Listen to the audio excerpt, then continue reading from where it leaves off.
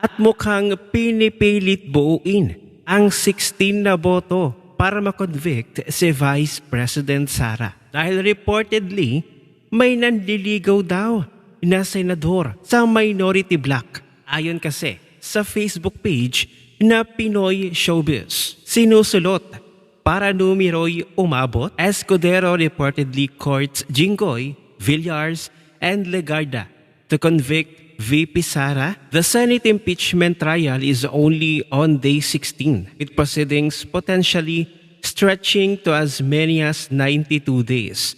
Yet, according to sources cited by Politico, negotiations over the numbers are allegedly already taking place as political camps assess with senators could support or reject Duterte's conviction. Other unnamed sources also alleged that members of the minority bloc could potentially be persuaded to change their positions. The names of Senators Mark Villar, Camille Villar, and Lauren Legarda were mentioned in connection with separate legal and political controversies. Perhaps the most explosive allegation involves a supposed 16th vote deal.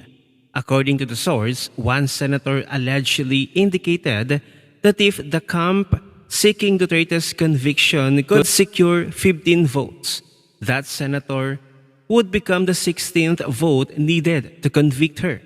The claim, however, remains an unverified allegation from an unnamed source and should not be treated as proof of an actual vote-buying arrangement. So itong mga balita na ito galing sa Pinoy Showbiz ay hindi pa po verified. At ang pinagkuhaan ng source neto ni Pinoy Showbiz ay galing daw sa Politico. Wala itong kumpirmasyon, mga alegasyon lamang nila.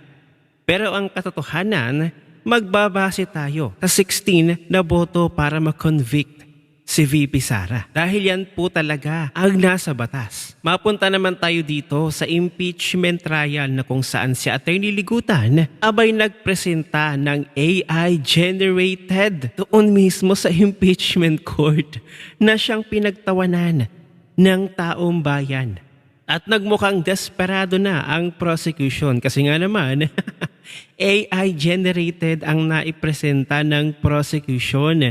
Ito ang video, panoorin natin. Desperado na ang prosecution. Isipin nyo, magdadala ka sa impeachment court ng AI generated na ebidensya para ipakita kung anong itsura ng 125 million.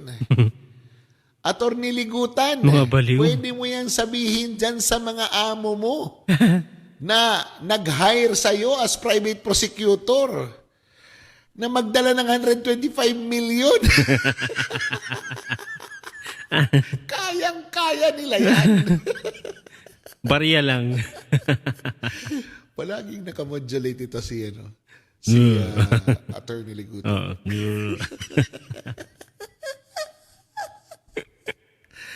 Kaya na pero may kala naka-modulate Attorney Ligutan. Ano ganito mo boses? Imo mga pag-appear korte? Hindi lang pang pamilya, pang sports pa. Gagi. Mapang-asar talaga si Madara Hug. Ngayawa. Nadadara naman ako, hine. Grabe, Attorney Ligutan. Sa talino mong yan, ha? Gagawa ka ng AI-generated na ebidensya, i-present mo sa impeachment court, ipapakita mo sa taong bayan. Ganon na ba kayo kadesperado para siraan si Vice President Sara? Pambira naman kayo. Kaya naniniwala talaga ako na hindi kayo para sa hustisya. Hindi kayo para sa accountability. Nandiyan kayo para manira. Totoo. Alam mo, Atty. Ligutan, alam ko naman talaga na alam mo yan. Yes. Diba? Alam nila yan. Parang si Senator Raffy Tulfo lang yan kahapon. Ano sabi ni Senator Raffy Tulfo kahapon? Ang sabi niya, kamahal naman ng mga tinitirahan parang nasa Forbes Park. Sir, magtanong ka naman sa security consultant mo. paano mag-alaga ng asset? Paano ang buhay ng isang case officer? Kaya nga may pondo yan. Dahil nga hindi ordinaryo ang pagbili ng intelligence information. Nagpapakabobo ka na lang talaga.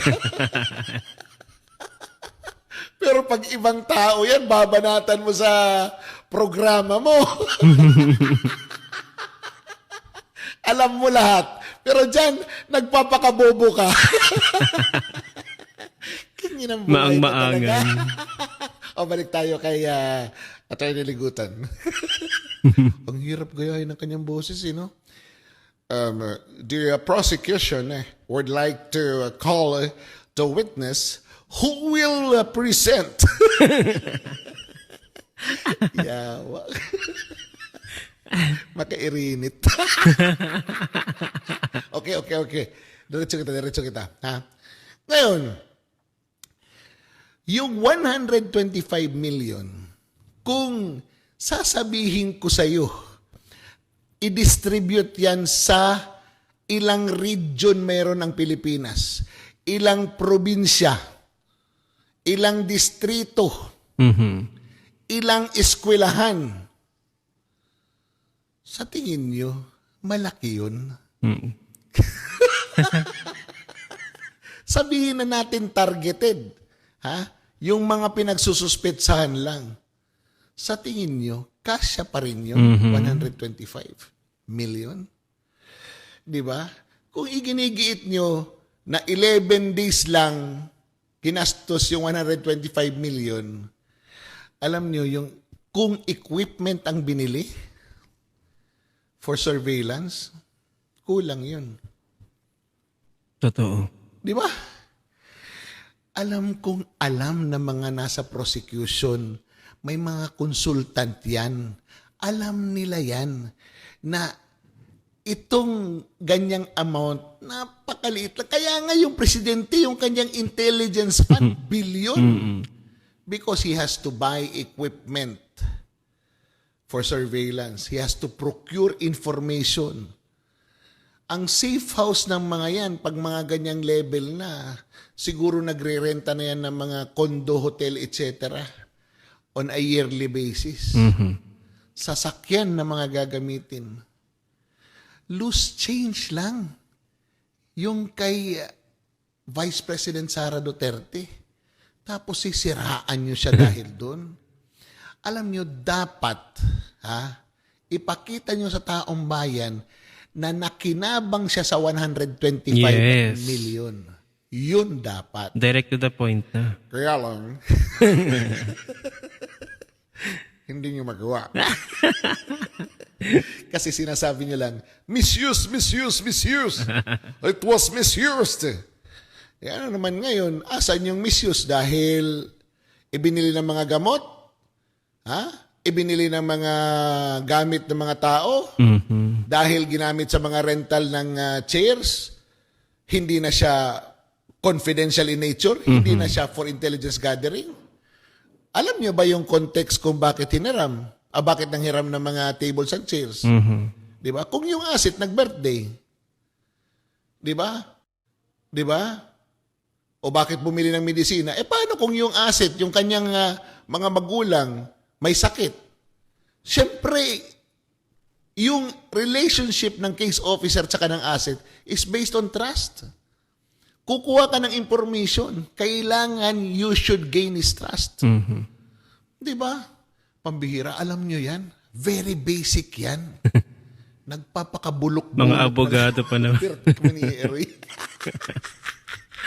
Ay! Sige na. Sayang ba yun? Sayang ang bayot! O hindi ko sinasabi na si Ligutan. Sabi ko lang. Bayot ba yun? Si Ligutan? Comment nyo nga dyan. Totoo yan mga abogado pa naman sila. Nagpapakabobo at parang bumababa na yung level ng kanilang mga utak. Naging kengkoy na ang prosecution. Di ba matatandaan natin nung nakaraan, photocopy lang ang kanilang naipresent at ang sabi nila, photocopy is considered as original. Tapos ngayon, AI generated naman. Sari-sari na talaga ang prosecution team. Talagang kahit sila magmukhang bobo, masiraan lang si VP Sara. So yung pagpapakita ng AI-generated na 125 million ng prosecution team ni Atty. Ligutan ay nangangahulugan na they don't have enough evidence. Kaya ang naipresenta nila ay AI-generated. Well, sa kanya na nga nanggaling, di ba? Ang Xerox ay considered as original. So bakit nga naman hindi pa isama ang mga AI-generated? Baka makonsider din. Tapos marami nagsasabi, matalino daw itong si Atty. Ligutan. Marami daw humahanga sa kanya. Why, bakit ganito? Nag-present ng AI-generated. Pero di ba gets naman ng taong bayan yung gusto niyang gawin. Pero nakakatawa lang na umabot pa sa paggawa at pagpresenta ng AI-generated. Wala nang mahagilap na ebidensya kaya kapit na lamang sa AI.